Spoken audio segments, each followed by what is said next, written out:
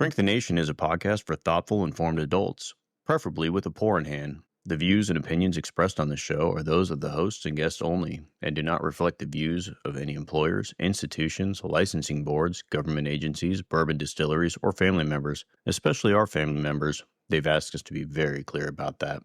This show is for informational and entertainment purposes only. Nothing said here should be taken as medical, psychiatric, legal, or professional advice. If you're in crisis, call a professional. If you're mad at something we said, we suggest journaling or emailing us with civility. We're here to challenge ideas, not diagnose strangers. We're clinicians, not your clinicians, and we have the bourbon to prove it. Let's go.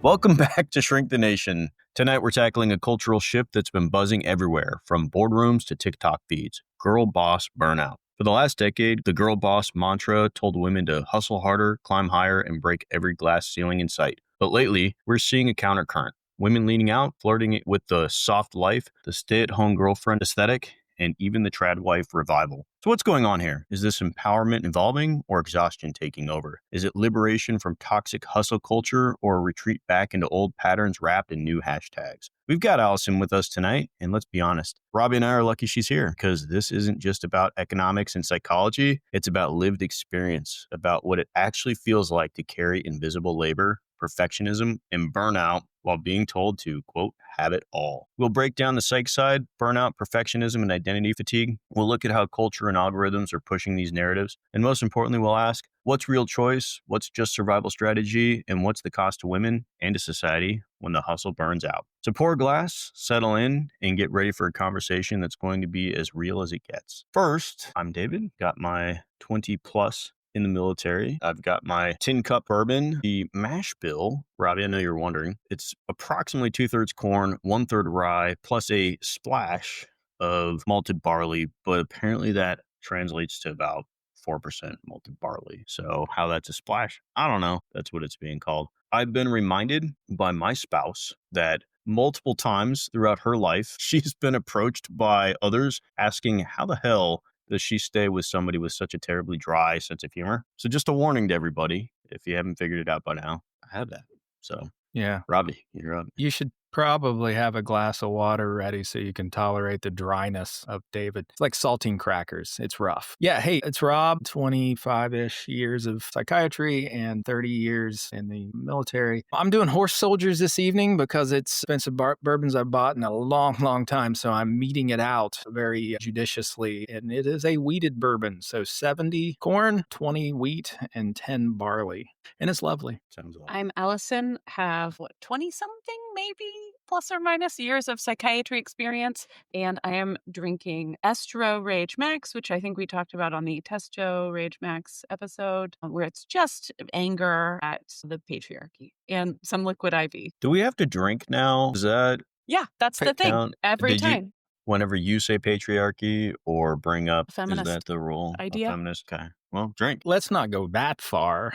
We'll be comatose just every time the patriarchy comes up. How about that? Okay. Well, does that still count though? I mean, yeah, spontaneously. Yeah. It's the word early. was It's stated. early in the show. We might as well. Yeah. Let's do it. Yeah. I do want to thank Allison for being with us this evening because the invisible workload that she's taking on in functioning as my conscience in this topic, I appreciate it. She's not getting paid for it. No credit, really. It's just the work that she's doing. And I'm here to axe grind because last episode you said some pretty hurtful things about the X-Files, and I just have to be here to represent that. The X-Files is a fantastic show that actually holds up pretty good. Okay. I mean, I'm going to accept that with the spirit I think that you're giving it and agree that. And as one of our OG girl bosses, Scully, there's an increase in girls going into STEM, and it's called the Dana Scully effect. No kidding. Yeah. It's like for real. She inspired girls and women to go into STEM fields. Well, downstream consequences that I had not considered.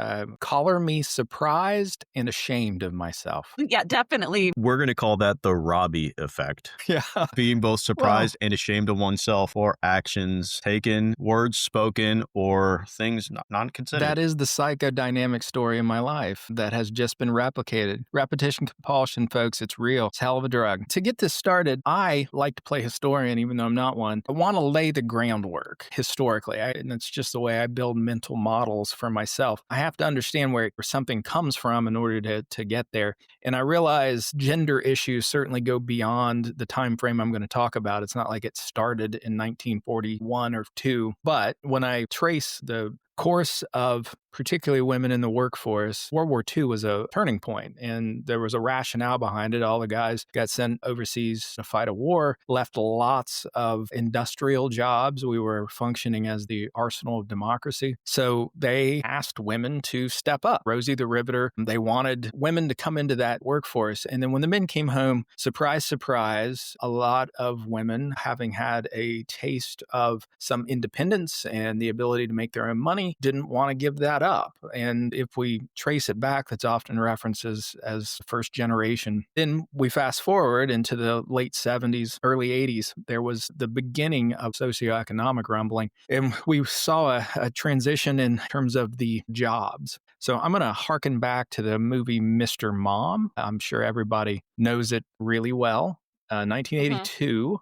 Michael Keaton, who his co-star was, it absolutely captures that moment, or as Keith would say, the zeitgeist. And what it portrays is a man who works in the auto industry, who loses his job because of downsizing, and his wife, who is everyone was in advertising, it seems, in all the movies back then, but she was in advertising, she got a job, and it was this comedic flipping of gender roles, and of course he was completely ill-equipped, and he just couldn't keep up, and he made a mess of everything. As movies often do, the arc was he got a handle on it. She decided, even though she was very successful, she decided she'd rather be home.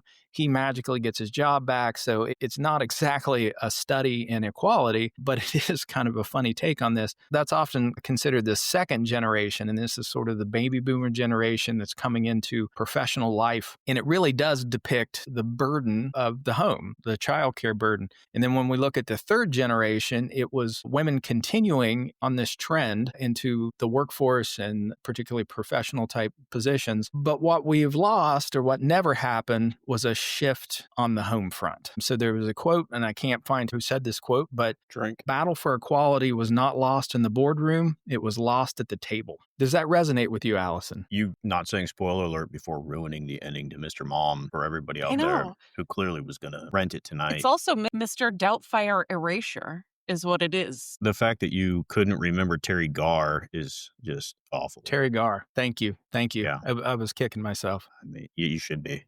Typical man. Yeah, I mean, like the example that comes to mind immediately is who gets the phone call when kids are sick at school. And it's always the first parent listed, I guess. That's what my school tells me. And then when you change that around, then it's the mom, even though she's the second person listed for other reasons. So like the mom is just always on the hook for everything. And heteronormative. Nate Bargatze has a joke where he talked about getting a call from his children's school. And he says, when do you ever call the dad first? Unless there are two dads on the form, you should never call the dad first. And he says, sure, yeah, I'll come pick her up. If you just tell me what school she's at, that'd be great. Come by and get her today. And the truth is, I've thought that exact thing, unfortunately, every time my kid's school calls. I'm thinking, why are they calling me? I'm not even sure where they go. You should try. You should tell them. You're just Google mapping school. Yeah. And then trying to make a guess. Just guessing. Driving around. Yeah. So we get these messages that we have to be a great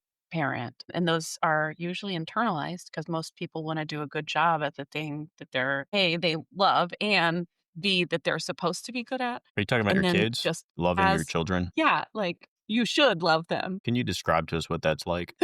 Well, like how to care for someone? No, just loving them enough to want to do a good job. So this is a remedial class for men on how to take care of people. So that's like the first you have to notice. So maybe that might be part of it, is that a mom might actually notice when something's wrong preemptively before being told about it. But like all of those expectations are exhausting. So even if personally I can navigate some of them and manage to do a fair division of labor, society doesn't expect and doesn't act in accordance with my fair division of labor in my own home and will still call me, even though I'm the one busy at work. Are you number 2 on the list at school, or you're the number 1 parent to contact? Someone from the school called and I had to request, hey, please put a note in there that I'm not the first person to call. Just to shake things up a little, just to be a little difficult. And that's absolutely how it feels. Those kinds of requests are not met with, oh, great, sure, yeah, no problem. It's a, oh. So that it's just unconscious, immediate disbelief or pushback that once you're attuned to it, you can pick up on it. Now, if we take the girl boss component out of this, I have a question. Something that I was struck by is a difference in my personal experience of becoming a parent versus my son's mother's experience. What I was absolutely stunned by was my male peers in no fashion or form judged me for any choice I made in relationship to my child and taking care of my child and how I deemed it appropriate to take care of my child. And, I could be very self-effacing about it, make jokes about it when in fact I took it very seriously. And contrary to David's statement, I love my child very, very much and wanted to do a good job as a parent, but no one Wait, you did this on purpose? I did. It was We have it recorded. conscious, but no one judged me in any way other than Not out loud. yeah, well, maybe. Yeah, I'm sure some women judge me, but my male peers. What I was struck by was just how the experience for a mom was different. There was a lot of mom judgment and there was a lot of inter-mom competition and, back and forth. And it was mostly social media driven. And it was an early form of social media. It would have been Facebook or something like that. Friendster? Is that MySpace. Yeah, Friendster. Yeah, something like that. Fucking But Tom. it was these crazy expectations about how you were supposed to, put headphones on your belly and play Bach and organic everything. And if you didn't breastfeed until they were 7, you were failing them and they were going to get some terrible infection and die. It was this constant competition as to who's the better mom. And it really was striking. Is that a thing or did I misperceive it? No, I think those expectations societally are really profoundly impactful. The mom competition is also people externalizing all of their internal anxiety for their choices. And they're working so hard. And sometimes you're working so hard that it bubbles over onto the person next to you. So it might be like actual just competition, but I think more it's about a shared anxiety of, am I doing this well enough? I'm going to mess this baby up even before they're born. I'm gaining too much weight. I'm not gaining weight. I didn't give up caffeine. I can't stop smoking. Like those kinds of things are just really tough. I mean, I also quit caffeine and I did not smoke. So just for the record, I can't give it up. Even now, I can't let you all think that I was drinking and smoking. Also, I did not drink alcohol. Huh? Methinks doth protest too much. Yeah, it's true. I was just out in the streets. Yeah. Can't leave that in. Thank you for sharing that with us, Allison. We know that was difficult. Yeah, that was my perception, actually, is one I was struck by. The external observer would think, gosh, they're just being so mean to each other.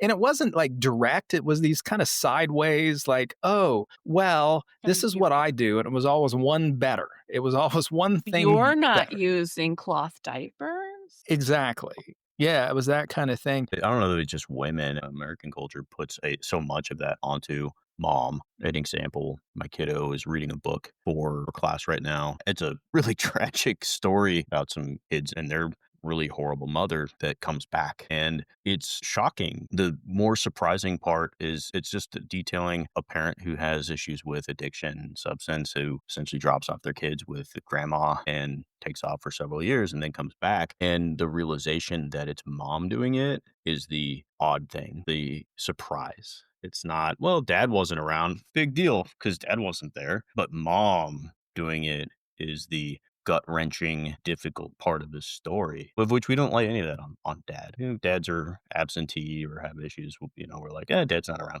But when mom has no interest in being a parent, it's just unheard of, worthy of a scholastic book. To be read to your sixth graders and traumatize them. There's a joke that I read. The way you know that moms or wives do so much extra work in a family is that all of us have heard about a dad who has a secret second family, but you have never heard about a mom who has a secret second family. It exactly shows that moms do so much work that they can't secretly have some other family too. For anybody out there listening, how do you know that your mom is really not just going off to her secret second family instead of work? Quote unquote. Do the air quotes.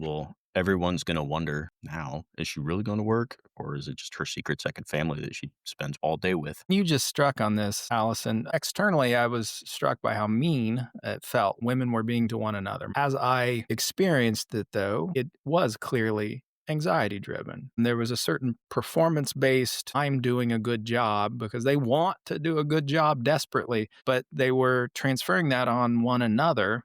And that was the competition, I guess. This does happen to dads, by the way, not with our little ones, but it starts happening to dads when they get to a sport age. There are these unspoken judgments about how we're training our children to engage in sports. Go figure, it's a noticeable thing. And there's these sort of judgments if your child's not engaged in a sport that come along surprisingly.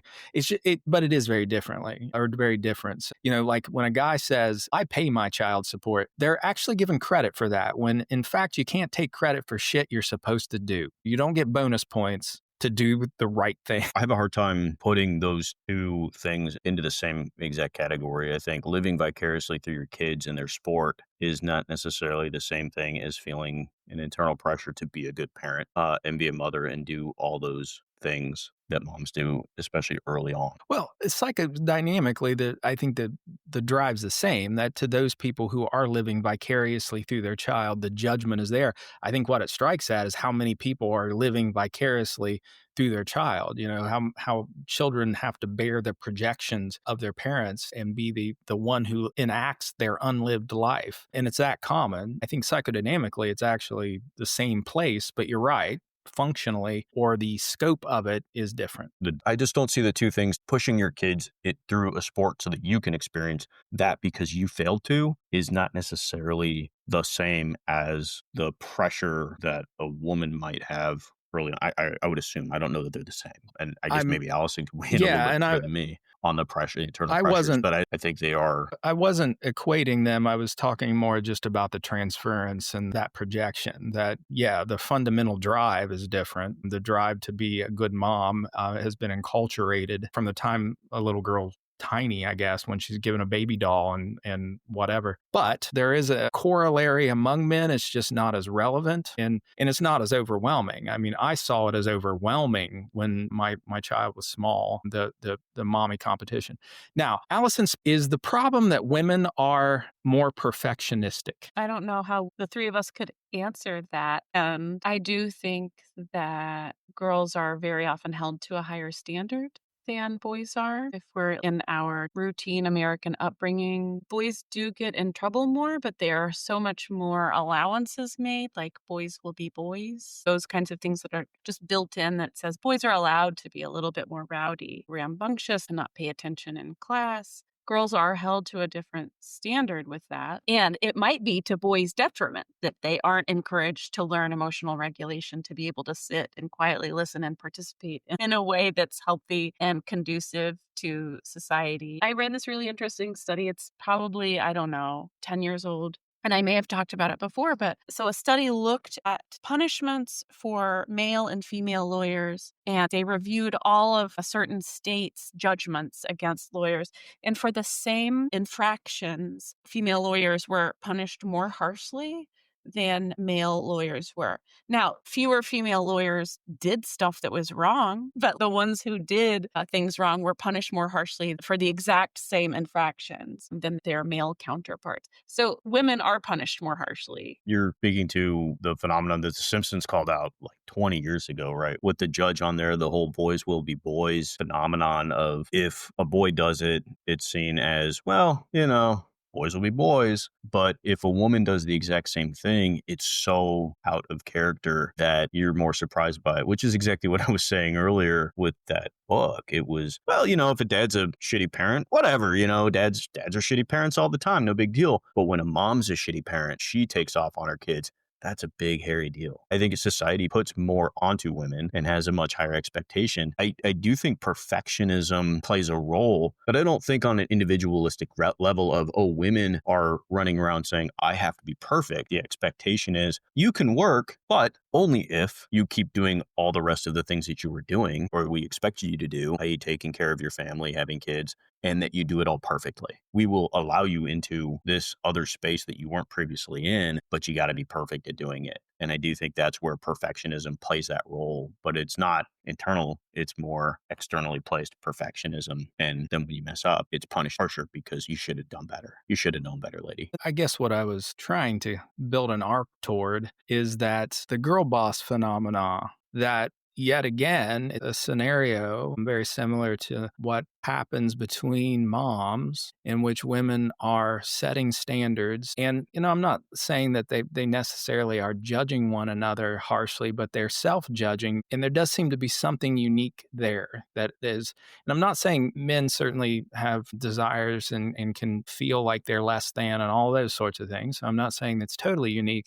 But it feels to me like this girl boss phenomena was a function of the fact that our capitalistic economy really liked having double earners. It really liked having the extra income potential, more consumers with more dollars to spend. And most of our economy is driven on a growth factor. And if you do not expand who's spending money, you can't continue to grow indefinitely. So that ended up happening. More women go into the workforce. There's more dual income families because of economic necessity. What didn't happen was any change in the equity in the household, the expectations in the household. And I'm wondering if the girl boss thing was actually this sort of a coping mechanism to sustain this, that rather than looking at it systemically and saying, this is just not a sustainable situation, that we cannot continue this. The economy requires it. There's all these forces that drive it. Now women are in this position. And rather than saying, look,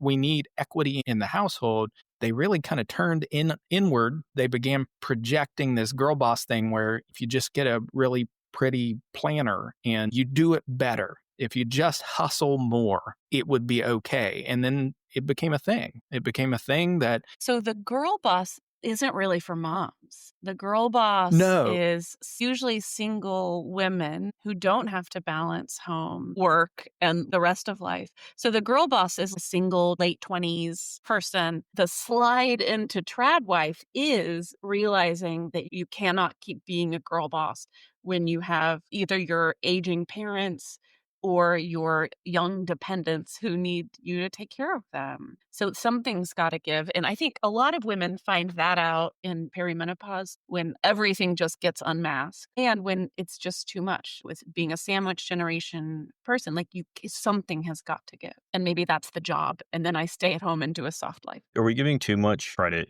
with the hashtag girl boss thing? This came out in the 2010s, right? This is something that was popularized. The lady who started Nasty Gal, whatever her company was called Nasty Gal. She wrote a book called Girl Boss. We can't credit her with coming up with Girl Boss. It existed prior to, but she definitely popularized it. But yes, the hashtag Girl Boss became a thing through social media, which is, as we said before, it's a curated life. It's a snapshot of not even necessarily reality that's being presented as if it were reality in a format that people look at and say, hey, why not me? Why can't I do this? What they find out with time is that because it's not fucking real, you can't do this because it's made up, at least to do it perfectly in the way that they're presenting it. It's just the same reason why you can't just vacation in Tahiti and on beautiful beaches all the time and spend hundreds of thousands of dollars on vacations if you don't have hundreds of thousands of dollars to spend on vacations. It's a fallacy created. I'm not even sure it's created to empower women. I think it's created to enrich the people who are getting rich off of being influencers. I mean, essentially, but we're seeing the exact same phenomenon Yes, that's all. Exactly. It is the same It's exact merch. thing. It is. It's clicks. It's time in front of people's eyes that they're looking at and fantasizing about and saying, why can't I do this? And then trying to do it, then unfortunately failing miserably because it's not real, then falling back into now the soft life and all these other things, which ironically are women influencers who are saying, look, I'm sitting around doing nothing and life is wonderful and he's taking care of me, while you're making hundreds of thousands of fucking dollars selling everybody on this idea that you're not doing anything, except that you're making money selling people, right? Like, you are working. What you're doing is you're selling a lie. It's just commercialism wrapped up in a different way. It's not magazines. Girl Boss is just the new version of a new way to make women feel horrible about themselves. And I don't think it's intended to make you feel bad. I think it's intended to sell you products. It just has the horrible side effect of making you feel bad. And now we have new ones. We I buy don't think more so. when we feel bad. There's like so much research that goes into when we're in a vulnerable position, we're much more likely to buy a new mascara, or we're more likely to do that. David, it's not soft life #soft life girl's fault that like your Testo Rage Max sponsorship really hasn't taken off like you wanted. No, I we think need to it get is. her on there. What we need to do is Right. get that Estro Rage Max going.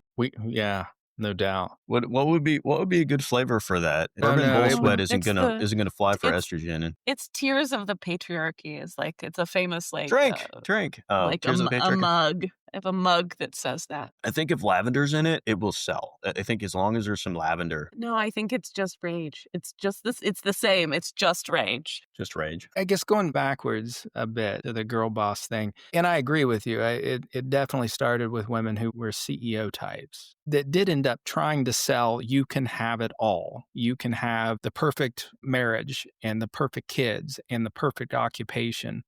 And you can do it all. It just comes down to better organization. It's a money-making scheme. And it reminds me of, do you guys remember Amway?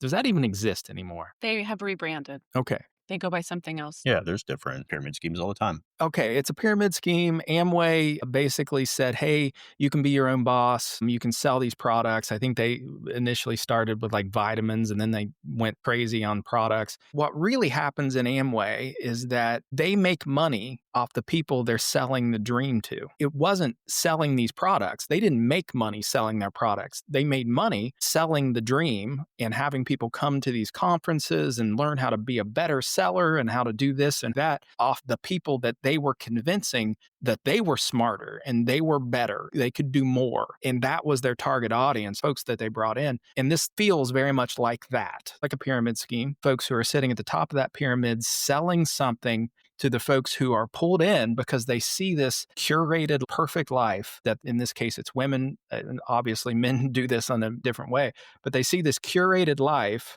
and they get pulled in, and then they're what these people are making money off of. They're clicks, selling the merch, convincing them that they need the lavender scented schedule book, that they should drink Estro Rage. Tears of disappointment would be how I would probably assume it tastes like, and the patriarchy. So what we're looking at is a pyramid scheme that takes advantage of the people who are buying into the curated life. The move toward traditionalism and conservative values is huge in the soft life, bad wife area. So this idea that women are withdrawing from public life and are back concentrating on just the home life, that is such a part of traditional values, that women should not be seen or active outside of the home, that they should be focusing on their home life and dependent on their spouses to provide for them, which makes women so much more vulnerable. And it rolls back so much of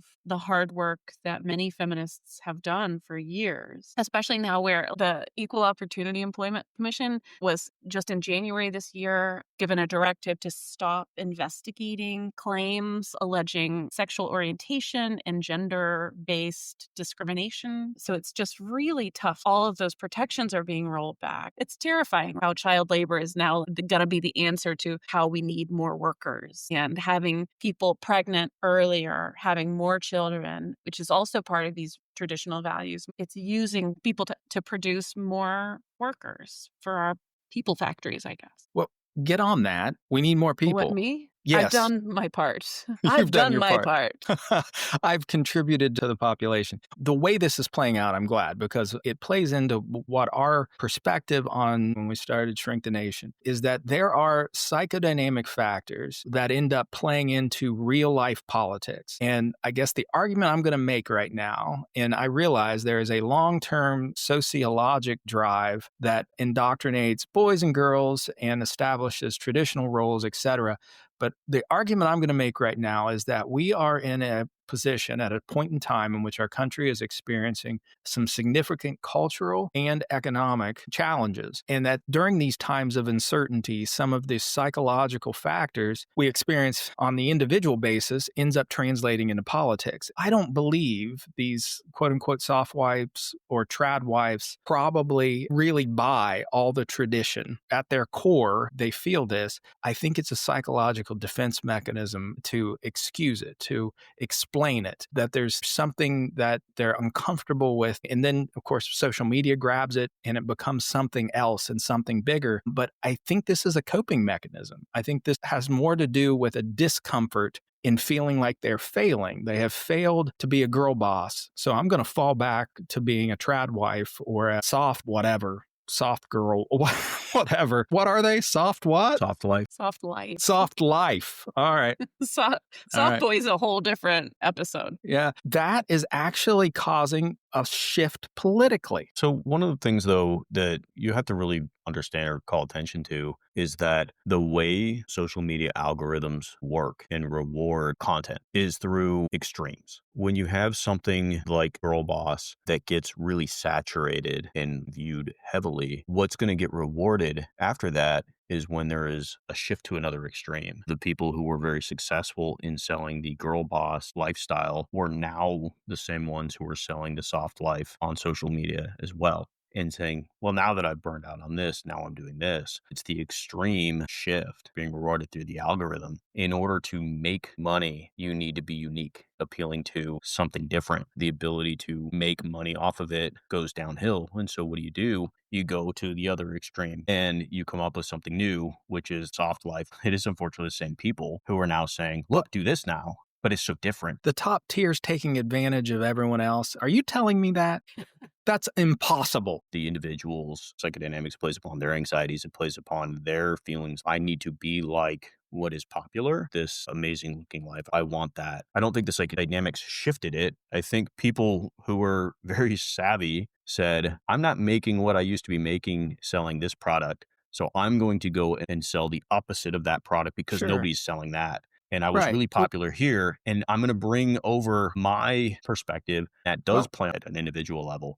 It plays upon their heartstrings. It's not like that person was forced. I guess what my point was that the top of the pyramid can shift its focus. The bottom of the pyramid is still caught. So Amway can sell something new, but the folks who are tied into Amway are still caught in the same cycle of being a revenue source. The problem is, in order to explain that to themselves, they have to then convince themselves that whatever the top of the tier is selling is worth buying into. And right now, if we're selling trad wives, if we're selling soft core, soft. That's not it either, Rob. Stop calling it softcore. Stop calling it the wrong soft. It's very much like Amway says companies are now selling this. We need to come up with a new product to keep our people engaged. And they just come up with another product. And then they're just bringing their people over. And the people are like, ooh, something new. You know what it reminds me of is in the movie WALL-E, when all the people are on the boat and they're like, ooh, now red. And then everyone just looks at it and they're like,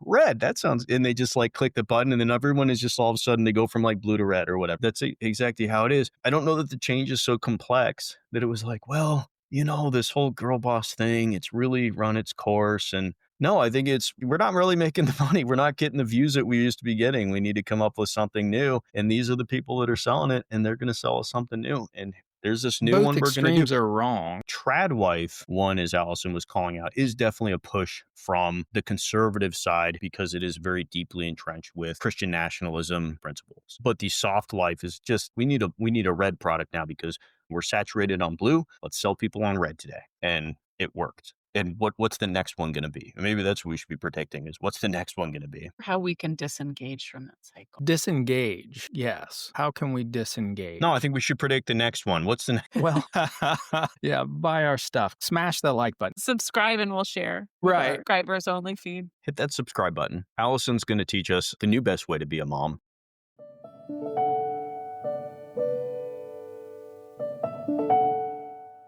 Hey, it's Rob from Shrink the Nation. As my friend David so eloquently states at the beginning of the show, we are clinicians, but we're not your clinician. We love to joke around and dive into the tough topics, but there's something really important we need to say. If you're struggling with your mental health or facing substance use issues, we want you to know you're not alone. We have dedicated our professional careers to mental health, and we care deeply about it. It's okay to ask for help. Reaching out to a professional in your area could be the first step toward feeling better. Don't wait. There's support out there, and it works. Please take that first step. We want you to be well. Now let's get back to the show. Oh, and don't tell David I said he was eloquent. He'll be insufferable.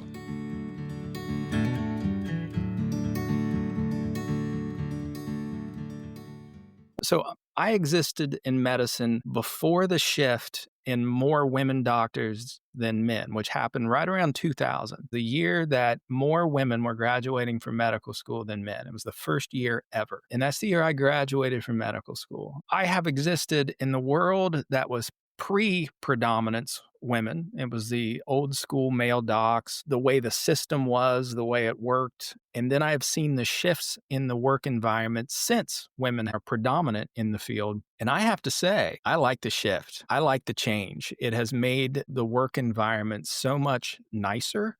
There's much more thought to work-life balance. It's not perfect by any means. I'm certainly not making the argument women have it easy. I'm not saying that. They've got the soft life. No.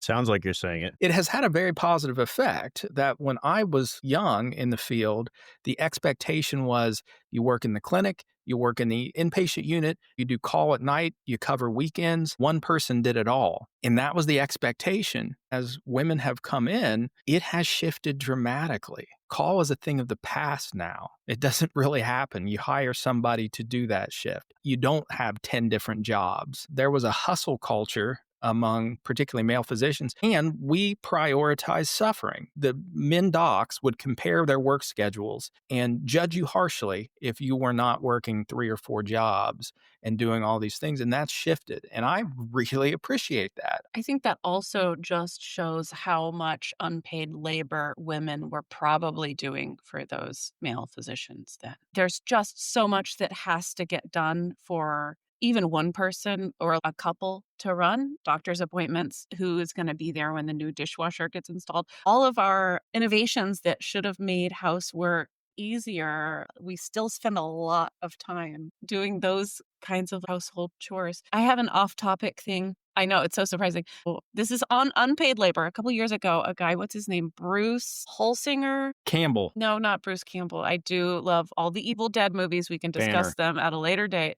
No, so Bruce Holsinger on a Twitter thread just started publishing all these instances of women who had typed up their husband's manuscript. And I don't even know if it functionally exists anymore on Twitter or if it's been purged, but it's called #thanks4typing. And he lists all the ways that these women did so much work.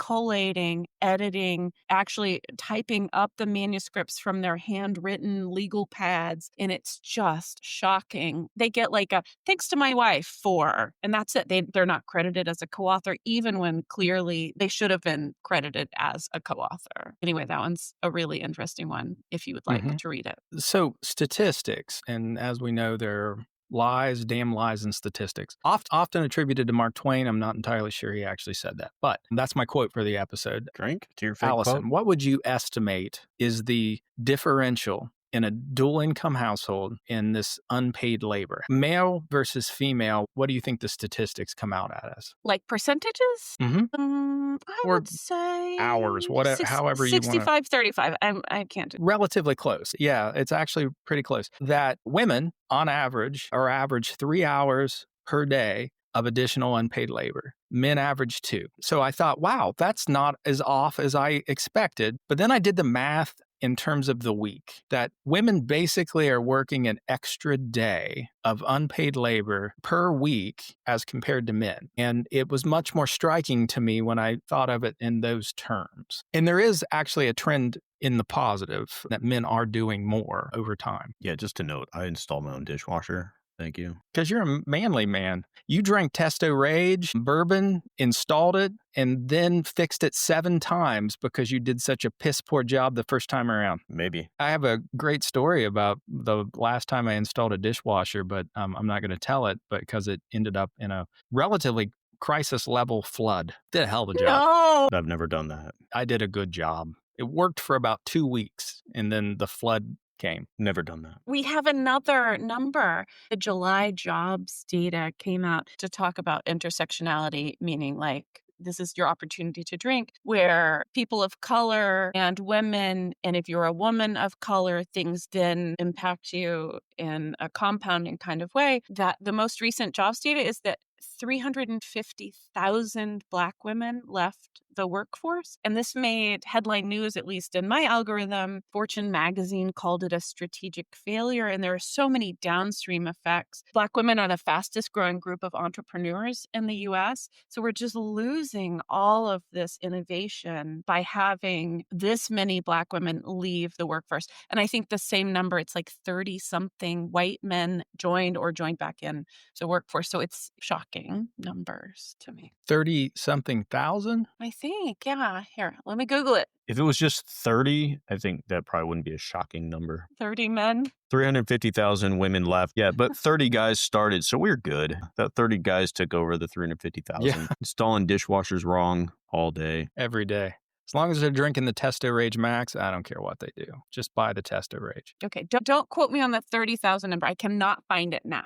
But Okay. the 350,000 number. That is a significant thing that's worth even pondering, because with these shifts, the downstream consequences, which are yet to come and will come, we'll feel these for a long, long time. So many of the alterations that I've seen just recently that has de-emphasized everything from research to making the U.S. less appealing to incoming students, et cetera, those all have, and then this statistic, which showing women of color specifically dropping out of the workforce, significant downstream consequences that we will feel. My live fact checking, can I debunk my 30,000 men You entering the can. workforce? I Yes. just checked. It's not true.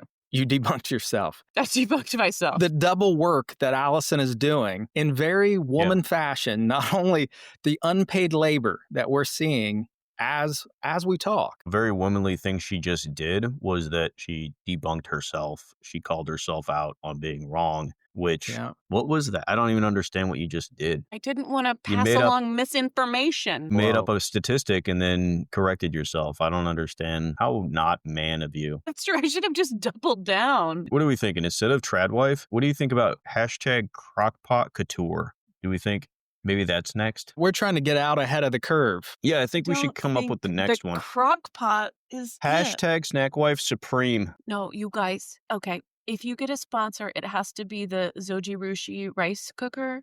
You push play on your rice cooker, sings you a little song. And then when your rice is done, it also sings you a little song. So I want it to be hashtag Zoji Rushi couture. That's the new life. Hashtag life. How about hashtag Excel and chill? Spreadsheets, budgets, domestic bliss, new cozy flex. What do we think? No more tradwife. I hate Excel. So you can have that one. I don't want that one.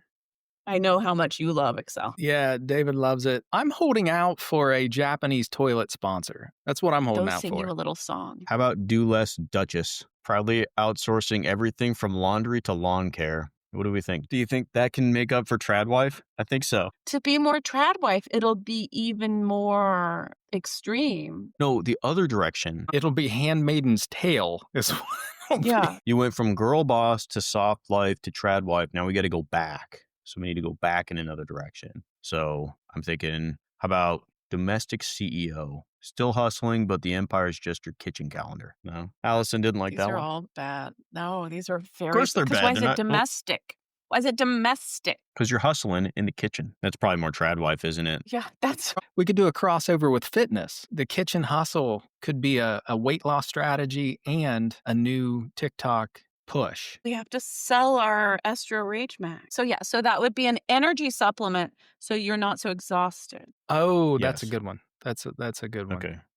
So the other statistic that struck me, we're referencing unpaid work and doctor's appointments and housework, laundry, and all the things that are required to get a house to function. But there's the emotional work that often falls into the hands of the mother, managing the children's emotions, their bad days, and their fears and their anxieties. That does tend to predominantly end up still falling on women. And they're working more hours. They're doing a full-time job. Then they're doing more hours taking care of domestic work. And then they have the emotional burden of taking care of the child. And to me, that feels like a setup for burnout. It feels like it's not, hey, you need to schedule better or you need to prioritize better. It's that this is impossible. And if you try to do these things, you will burn out. And that's such an obvious statement that all I got were nods. Yeah, which you is got nods. which is Clearly, which is yeah, great podcasting, guys. Good podcasting. Yeah, because that's exactly what we've been talking about for the last hour is everything you just said. So congratulations, Rob. Yeah. Allison, can you do your overly... Did he get the point? Rob, I'm so proud of you. You got it. You're just doing so great, buddy. All right, you guys That's suck. really good job. You guys suck. You're both fired. He figured out why women burn out in the workplace. Yeah, good job. I wanted to talk about burnout, folks. We've been talking about burnout. So the emotional shift is really important. I don't know what it is, but my kids don't tell my husband, their dad, the stuff. It's just a funny thing that happens. I'm like, so what was this? So who did? Oh my gosh, what? Oh, they didn't. No, what are you going to do? Like all of that stuff comes to me. And I was like, why don't you tell your dad? And they're like, I don't know. I'll tell you exactly why. It's because moms are so much more used to pretending like the terrible stories that children tell you when they're just learning to talk are interesting, and dads are horrible at it. When the kids are like, yeah, and then there was this thing, and then my friend, there was a car, and then there was, and you're like, yeah, dude, I got to go to work. And mom's sitting there like, oh, really? That's great, honey. That's why they tell you this shit, because we're like, yeah. I put in the hard work. Yeah, it's you put in all the work. It's the long game, because now I know what happens in their mid to late teens. So I feel like that was a good investment on my part. I think so. The other thing is I just like them. I like their little stories. Like I'm lucky enough that I really like my kids. Unlike you, David. We actually believe you when you say that. You're really good at it. Yeah, you're good at it. Love my kids, but they need to be better storytellers. Well, Gotta step it up. I'm trying to train them. Look, if you want people to listen to you, you got to be interesting. We're looking for the punchline. My kids are deliciously sarcastic now with really wonderfully dry senses of humor, and I love it. But yeah, they didn't start God out that way. bless your spouse. I had to really work I on feel it. so bad for her. Sometimes my kids will be talking and talking and talking, and I'll hit a certain point where I realize they're still talking, and I've completely checked out. And then I have to look at them and say, would you just shut up? I don't, but I think it. No. I can't believe you're still talking because how long's it been? Yeah. Someone give me a time check. Yeah. What I don't understand, kiddo, is why there isn't a daddy cola in this hand. Exactly. Yeah. A man pop. So what I was really trying to strike at was actually the distinction between burnout and a psychiatric condition such as depression or an anxiety disorder, and how so many folks who are experiencing burnout end up seeking treatment in order to prop them up enough that they can continue on with a lifestyle that is what's causing the problem. Yeah, that is not sustainable. Exactly. So can someone speak toward the difference between, say, depression and burnout? So depression is a clinical illness. Uh-huh. They are separate things, and they both have definitions. They do, indeed. Burnout is a work-related stress syndrome marked by emotional exhaustion, cynicism, and a sense of ineffectiveness. Unlike clinical depression or generalized anxiety, which can sometimes be confused, burnout is specifically tied to chronic job stressors and usually improves with rest or environment changes. Depression can be more pervasive, affecting mood, sleep, self-worth across multiple life areas. Anxiety disorders involve excessive worry, physiological arousal. Generally, burnout is going to be situational and with exhaustion and a reduced capacity at work,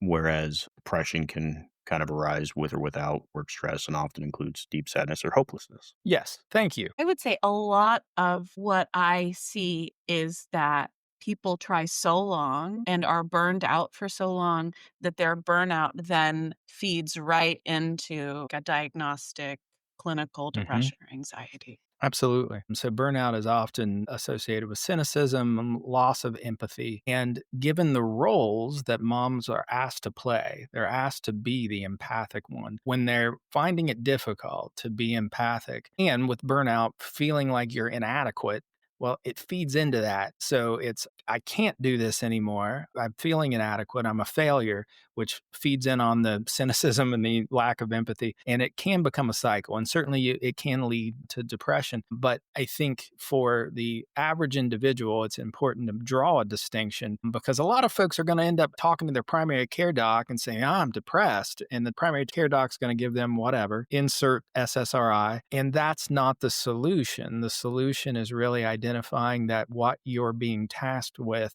is beyond your capacity, not because you're bad, not because you're a failure, but because it's too much, that there's only so much anyone can carry. With any of my patients, whenever they want to talk about medications, I'll usually have the conversation of what's going on and what's your expectation for this medication to do. If the reason that you want a medication is that your boss is an asshole, I'll say, well, maybe your boss should take this, but this isn't going to change your boss. That isn't going to change the challenges that you're having at work. To some extent, it may make it more tolerable, depending on what medication we're talking about. But if the issue is that you're really struggling at work, then being aware that a medication is going to make a difficult, challenging work environment better, especially if it's, boss. I think that's important. I have a feeling if I was on a medicine right now, it would make you more tolerable to me. Well, It drink depends more on of what that medicine. horse rider. Horse soldier. Horse soldier. There you go. Have more horse soldier. It'd be fun. Because I am delightful. You are delightful. That is the truth. Let's move to prescriptions. How do we resolve this? What are actionable things that people can actually do in their life? What's the prescription here? I'm going to start. Big one is just going to be pull back online. I know that's going to sound crazy, but following the latest trend as far as girlboss, soft life, trad wife, watching other people's curated lives and wondering why you don't have that curated life, it's silly. It's a huge waste of your time, not taking the time to appreciate the life that you have and the life that you're building and comparing yourself to somebody's perfect image that they are presenting to you is a recipe for failure and disaster. So pulling back from that and not relying upon very commercial entities like social media, because that's what it is. I think a good piece of advice for any technology would be if the cost of the product is $0, you are the product. And just be aware of that. So if that's what you're paying for social media is $0, it's because you're the product. And so whatever it is that they're selling to you, it may not be as healthy for you as you think. Do you have one, Allison? Mine actually ties into that really well, I think, because it's essentially the same thing. So one of the things that makes it really difficult to cut back on social media is just how compelling it is. One of the things that helped me pretty significantly cut back is a book by Sarah Wynne Williams. She was with Facebook. It's called Careless People. It's a memoir. She writes it. Essentially, it covers her entire life, which is wild. It starts with a shark attack. If you were... Holy crap, that must have been one hell of a delivery. She's Australian. Of course she is. Delivered directly into the mouth of a shark. Yeah, straight into a shark. So that's where it starts. But then she joins up with Facebook and she talks about how she wants to make the world better. And it talks about how long she stayed there, even after she had seen behind the curtain. And she talks about Sheryl Sandberg's book, Lean In, where you just try harder. The answer is, well, just say yes and you'll figure it out. And it turns out that Sarah Wynne Williams said that the answer is you just hire people. Everything's easy when you have an essentially endless supply of income and you just hire people to do all of the things that you don't want to do. You could take a helicopter if you don't have time to get between your houses or whatever. So that was really helpful for me to read in order to cut back. The other thing that I really like is there's a subreddit called Anti-Consumption. And it's really helpful in looking at how much consumer culture is there. And it's really helpful for me too. It's a really good point there, because there is this intricately woven in element of the consumer culture that plays into all of this, that there's just so many layers to it.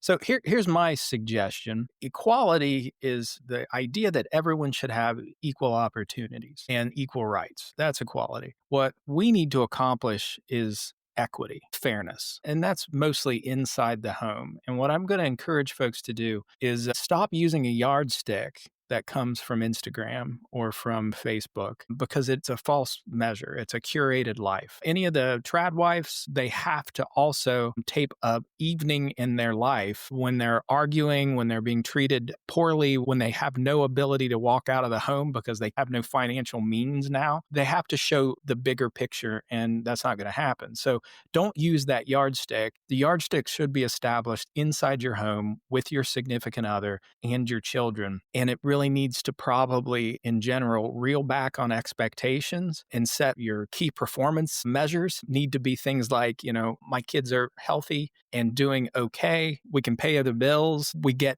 food on the table more often than not. So that the measures really have to be reasonable. Probably measures that would have been more reasonable at a whole different time and place in the world. We would have been appreciative of having just enough. And instead now the measuring stick just keeps getting longer. Yeah. And to build off of what you just said, having open and real discussions with your partner, if you're fortunate enough to have one in this situation, actually talk about what those expectations are, what it is that you want the home life to be like, having an internal picture of how you want things to run, but not sharing that with the other person is another recipe for disaster, where you can start to shoulder a lot of the load, a lot of the burden yourself, and feel like the other person isn't willing to shoulder it, maybe sometimes because the other person isn't aware that that's part of the goal. And so having those discussions of, hey, this is what I'm envisioning this thing to be like. Ownership. If you have an internal picture of what you envision the perfect family life to be,